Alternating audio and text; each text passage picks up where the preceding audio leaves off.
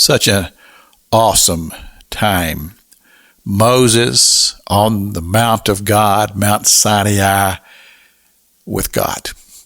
And God giving him the law. And everything that took place there, there's no greater event in the history of mankind than what took place on that mountain. While Moses was on the mountain with God, down in the valley, the children of Israel were defiling themselves. And it's one of those great disappointments that I'm sure that God has seen in humanity, and God's seen a lot out of humanity. But what a horrible experience that was. They had taken gold and they had put it in the fire, and they had shaped this calf and said it was God. And they were down there worshiping this golden calf, dancing around it, defiling themselves, and saying, Moses has delayed coming back, so he must be dead.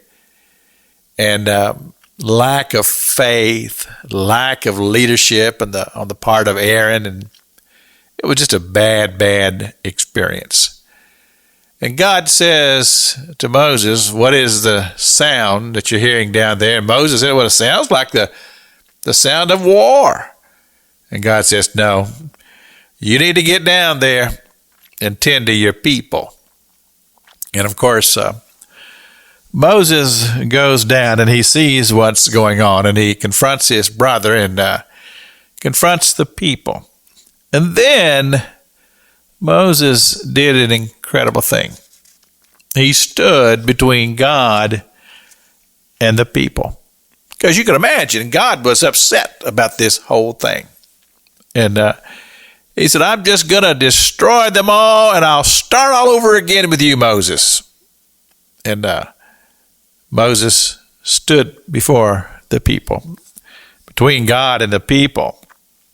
And he said this, yet now if thou wilt forgive their sin, and if not, this is Moses speaking, if not, blot me, I pray, out of thy book which thou hast written. Well, there's a lot of things that we learn here. First of all, the fact that Moses was willing to put himself in that situation. He said, God, if you're going to blot them out, blot me out too. And then Moses mentioned something that we've not heard yet up to this time in recordings that we find in the Bible. Moses mentions this book. Out of thy book which thou hast written. So that tells us that God has a book, and it has to do with humanity. And my question is who is it that is in the book, and how do we get in the book if indeed we are in the book? And these are just questions that I immediately came to my mind, so I did a little searching.